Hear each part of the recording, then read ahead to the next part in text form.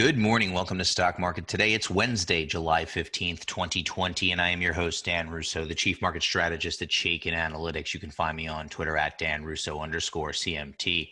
Stock Market Today brought to you today and every day by Chaikin Analytics. Head over to ChaikinAnalytics.com/today. Sign up for a free email where we get a lot of the content for this show. We also give you daily stock ideas to consider, and that hits your inbox every trading day before the market opens. So U.S. equities finished higher Tuesday with all sectors closing in the green. Energy, materials, and industrials led. Banks weighed on the financial sector as earnings reports began to be announced. Discretionary also underperformed. Treasuries were mostly stronger. The dollar was weaker on the yen and flat against the, it was weaker on the euro, flat against the yen.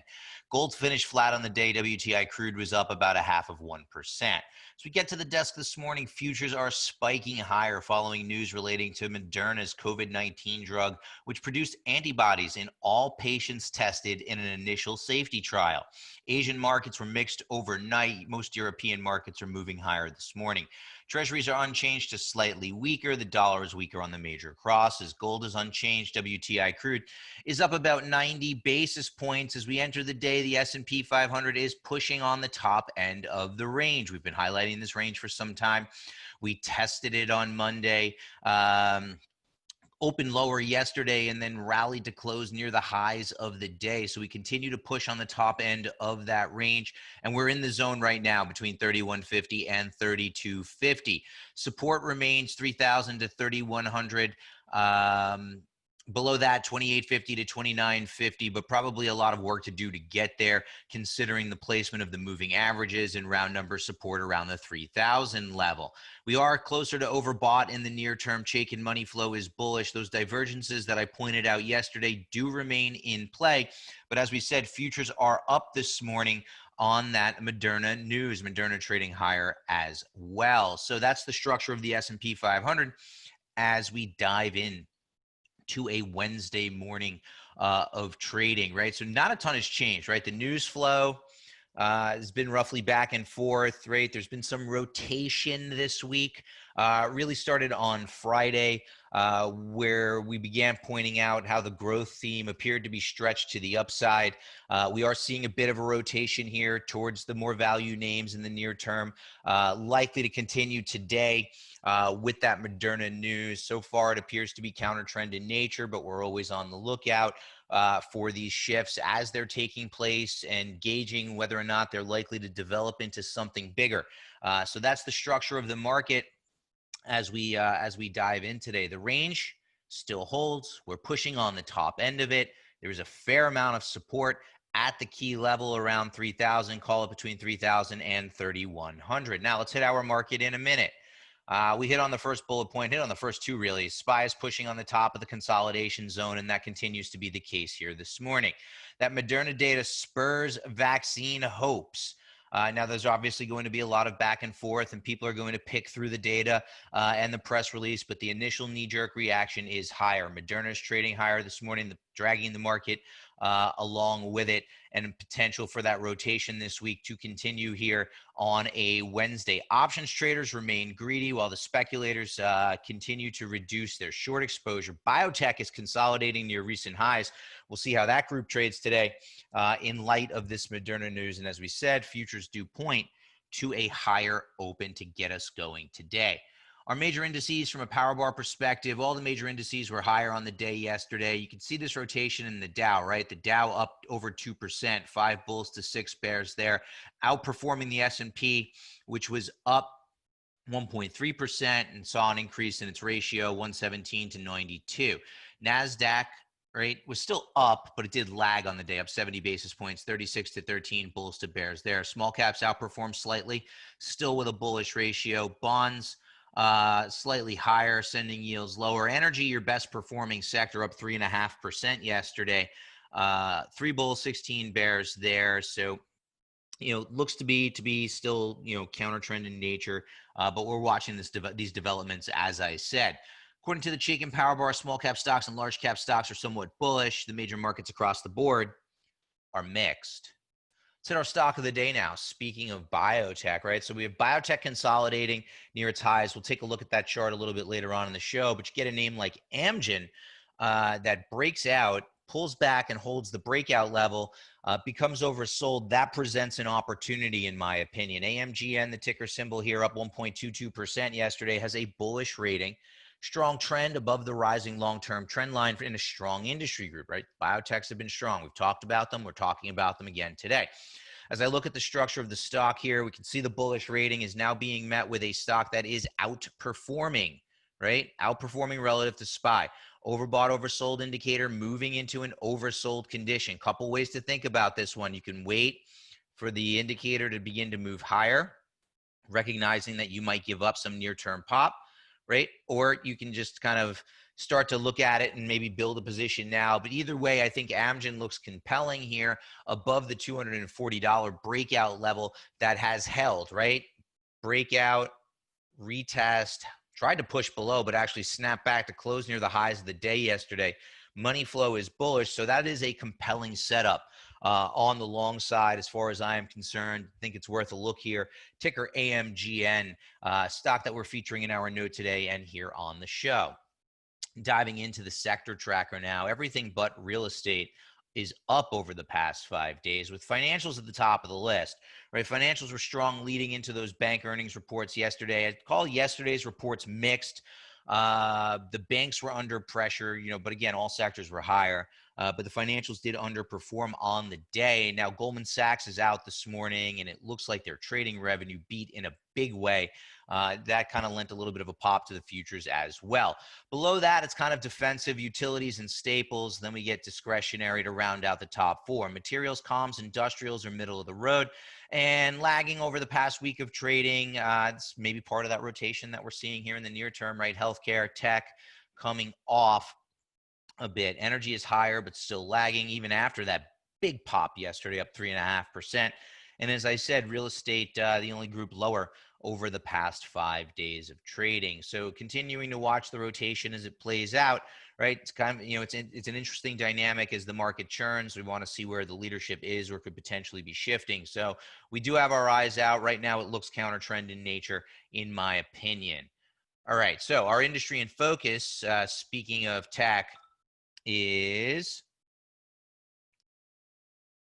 NYSE Tech Services, which over the past 6 months has been a big outperformer, leading the S&P 500 by over 25%. Power bar ratio, which looks at future potential, is very strong. 13 bulls, 1 bear there. It's currently the top ranked of the 21 subsectors that we look at. So some of the intriguing names there with very bullish ratings: Adobe, ADBE, perhaps the pullback presents an opportunity. Alibaba, BABA, and Oracle, ORCL. All of those stocks have very bullish Chaikin Power Gauge ratings. And if we look at the structure of the fund, you can kind of see what's playing out here, right? The fund itself is very bullish, strong trend above the trend line, but it definitely got extended. Now, we talked about growth being extended, right? Tech somewhat extended, right? Take a look here at XNTK, right? You can see the rally on Monday and then close near the lows of the day, push lower, right? So this kind of rotation playing out, still somewhat extended to the upside. There's no two ways about it.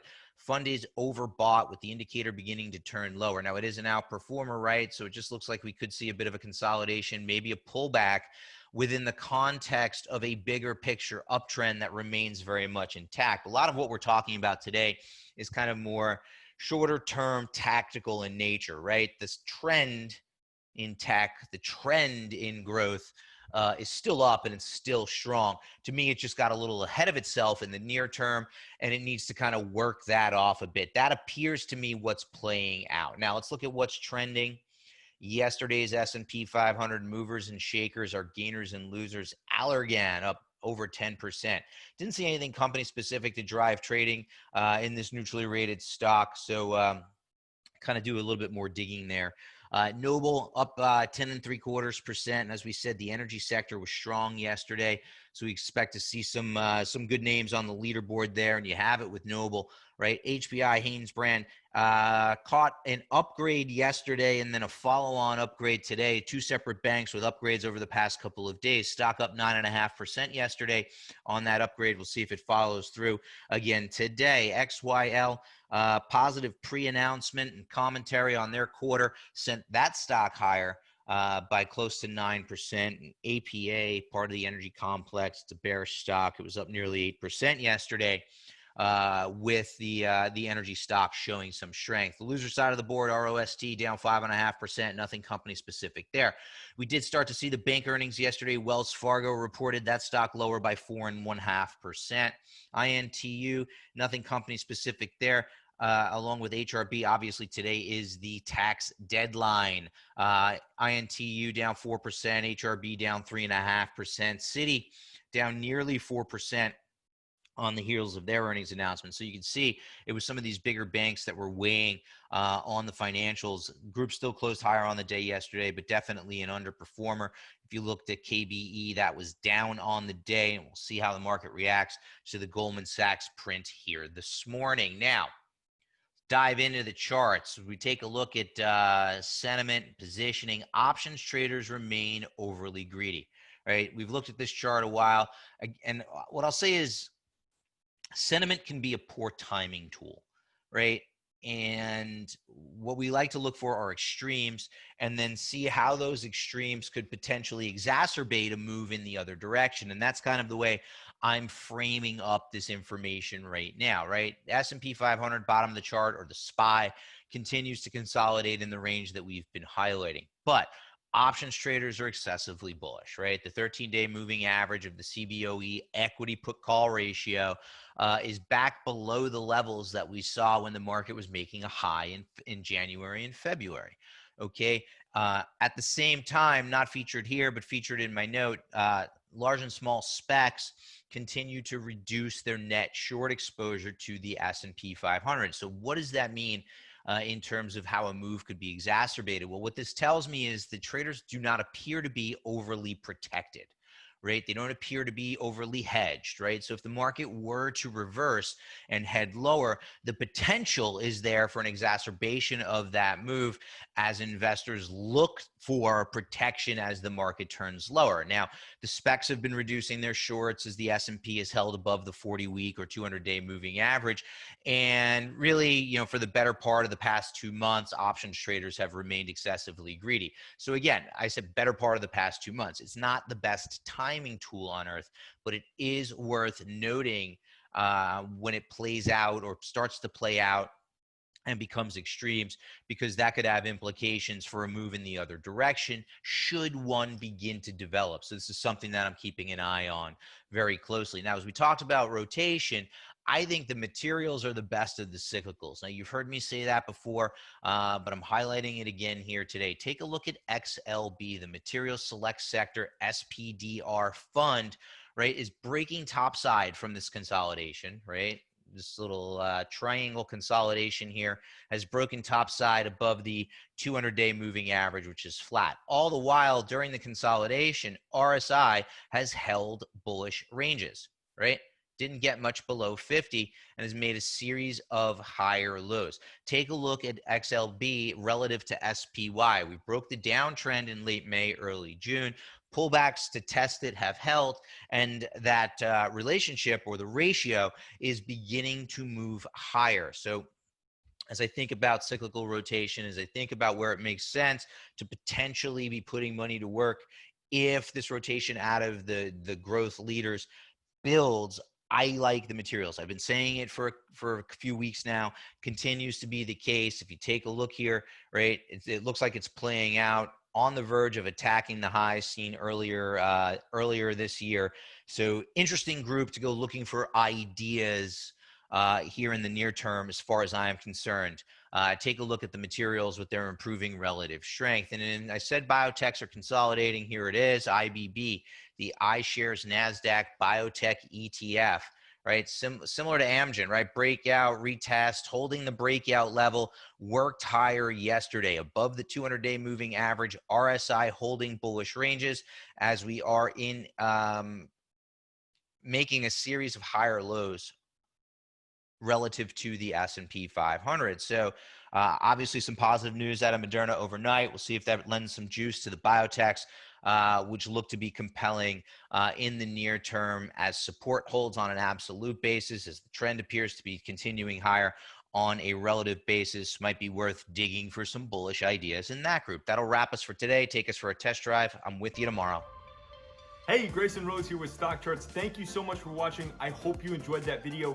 If you did, consider giving it a like down below, maybe leave us a comment, and if you're new to the channel, you can subscribe at the link up above. We're gonna bring you daily content from an incredible collection of technical analysts and financial experts.